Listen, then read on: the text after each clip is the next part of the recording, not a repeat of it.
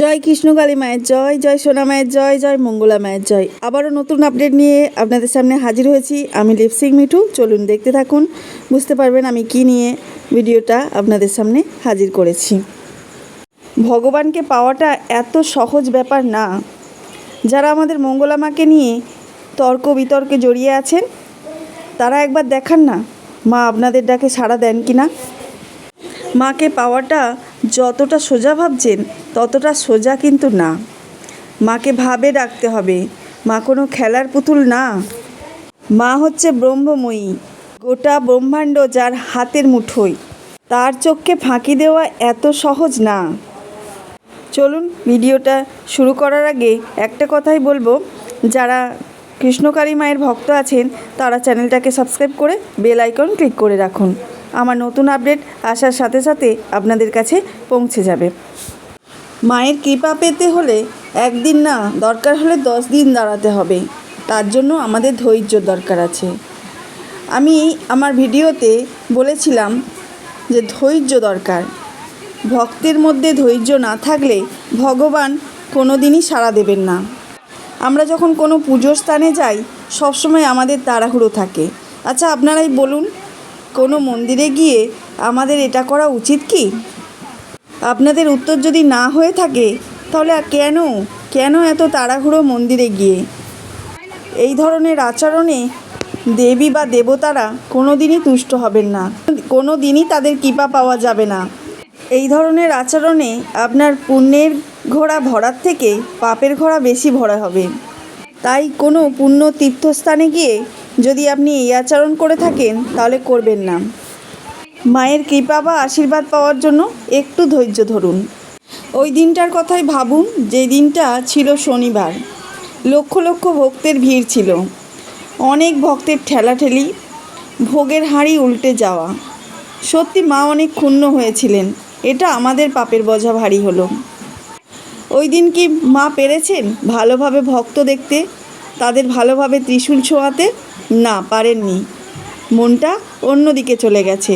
মায়ের কৃপা ঠিকঠাক মতো ভক্তরা পাননি। তাহলে আপনারাই সংযত হয়ে যান, আপনারাই ধৈর্য ধরতে শিখে যান। দেখবেন মায়ের কৃপা দৃষ্টি আপনাদের ওপর পড়বে। মায়ের মুখে শুনে নিন ঘটনাটা কি ঘটেছিল ওই দিনে। কতক্ষণ ত্রিশূল নেব? কে মরলো, কে বাঁধলো, কি কোনো বাচ্চা আছে তার হাতটা ঘুরে গেছে, সেই সব জায়গায় বলাইনি। সেদিন তাই হয়েছিল। ওইখানে ছোট্ট একটা বাচ্চা, ছোট্ট 7 বছর, হাতটা যে ঘুরে গেছে, বুঝ কেন নেই। আরে বাচ্চার হাতটা ছাড়ে। তারপর ত্রিশূলটা পাই করে যখন বাঁশে মারি, তখন সেই ছেলেটাকে আমি টেনে এরকম করে বার করলাম। হাতটাই যেত তার। মায়ের কাছে 24 ঘন্টা দাঁড়াও। এখানে দাঁড়ালেও অনেক কাজ হয়। যখন মাকে পুজো করি না তখন অনেক কিছু অলৌকিক ঘটে। বসতে বসতে অনেক রোগীরা সুস্থ হয়ে যায় মায়ের স্থানে। হতে সবার জীবনে 16 কলা সুখ হতে পারে না। সুখ যেমন আছে দুঃখ আসবেই। কোন জিনিস আমি একটা কথা বলবো, দেখো মানুষ মাত্রই রোগ হবে। কেউ বলতে পারবে এই রোগ, আমারও রোগ আছে। কে বলেছে আমার রোগ নেই? আমার হুম করতেই ঠান্ডা লেগে যায়। হয়তো আমার কেন হয়, আমি জলে ভিজে ভক্ত দেখি, তারপরে আমি 3 বা 4 বার স্নান করি, হয়েছে। তা মাকে কি দোষারোপ করবো? মা তুমি ভালো করে দাও। আমরা কি করি? আমরা মাকে কামড়ে নিই। ভালো করতেই হবে তোমাকে, মানে মায়ের সঙ্গে এগ্রিমেন্ট। এই যে মালাগুলো আনো, ভক্তি করে আনো, বলো মাকে কেন মা আমার কাছে এসছে, কেন মা আমার কাছে আশ্রয় নিলে ছোট্ট বাচ্চা রূপে, কলি যুগের কৃষ্ণকালী দাদা নামে কেন মা এলেন? আমার ওই মেয়ের কাছে যাই, আমাকে কমল সুরে ডাকবে। তাই তোমায় হিত মাঝারে রাখিব, ছেড়ে দেব না। তোমায় বক্ষে মাঝে রাখিব, আঘাত দেব না। ভক্তি করো, মাকে ভালোবাসো, তাহলে জীবনে অনেক কিছু পাওয়া যায়। আর মায়ের কাছে দাও, গোবিন্দ বিরক্তি হয়ে পালিয়ে যায়। আমরা সেটাই তো করি। মঙ্গলা মায়ের এই কথাগুলো থেকে আমরা কী তাহলে বুঝলাম? আমাদের মনে ভক্তি দরকার, আমাদের ধৈর্য দরকার, আর আমরা যতটা পারবো মাকে না চাওয়াতেই পেতে। মাকে আমরা কিচ্ছু চাইবো না মন থেকে, মা যেটা দেবে সেটা আমরা সংগ্রহ করব। এটাই হলো আমাদের মঙ্গলা মায়ের মূল বক্তব্য। মূল্যবান কথা, অনেক মূল্যবান কথা বললেন মা আমাদের কাছে, আমি সেটা আপনাদের সাথে সরাসরি শেয়ার করলাম। শুধুমাত্র দাও দাও করে চেয়ে গেলে হবে না, কিছু পেতে গেলে কিছু দিতে হবে। সেটা হলো আমাদের মনের ভক্তি দিয়ে আমাদের মাকে ডাকতে হবে। সেটা দিলে আমরা সব কিছু পেয়ে যাব, আমাদের মা আমাদের সব কিছু পূর্ণ করে দেবেন। আমি যেমন কৃষ্ণকালী মাকে আগে আমি জানতামই না, আমি এই ইউটিউবের মাধ্যমেই মাকে চিনেছি, মাকে জেনেছি, আর এখন ওই মায়েরই ভক্ত হয়ে গেছি আমি। আমার মতো অনেকেই আছেন কৃষ্ণকালী মায়ের ভক্ত, মঙ্গলা মায়ের ভক্ত, সোনা মায়ের ভক্ত। তো আমার সাথে আরেকবার আপনারাও বলে উঠুন কৃষ্ণকালী মায়ের জয়, জয় কৃষ্ণকালী মায়ের জয়, জয় সোনা মায়ের জয়, জয় মঙ্গলা মায়ের জয়। এখন যারা পুজো দিতে আসছেন অনেককেই দেখতে পাচ্ছি আমার এই ভিডিওর মাধ্যমে যে ইঙ্গিতটা আমি করেছিলাম মন্দিরের জন্য কিছু দান করা, সত্যিই এখন তা হচ্ছে।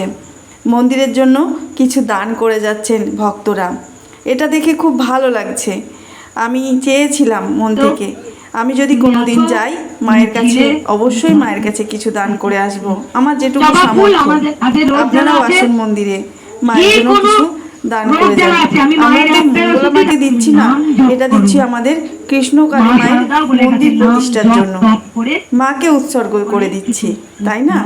এখানে তো মায়ের কোনো স্বার্থ নেই, মা তো কিছু চাননি আমাদের থেকে। যে পেরেছেন, যত পেরেছেন তাই দিয়েছেন।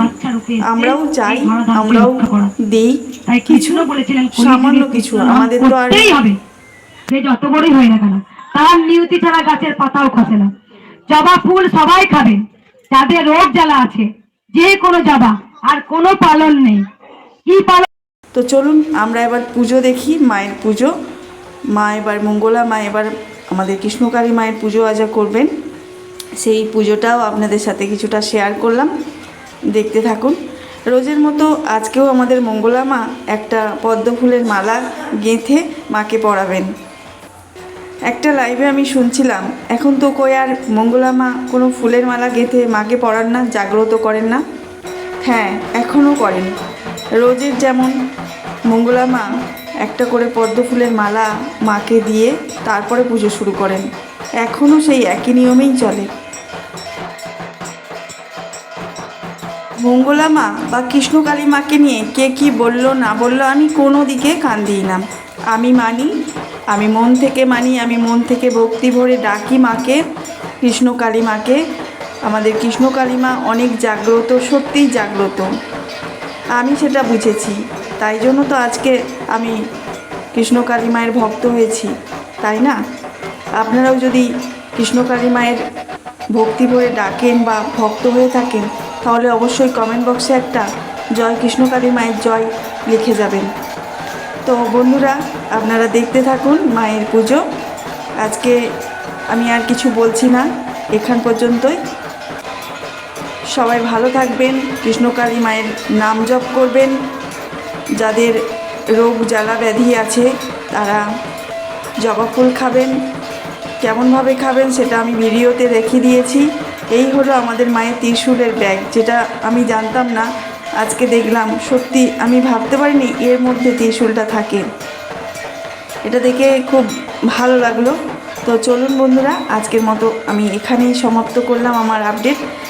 দেখা হচ্ছে পরের কোনো আপডেটে। ভালো থাকবেন, সুস্থ থাকবেন, দেখতে থাকুন মায়ের পুজো।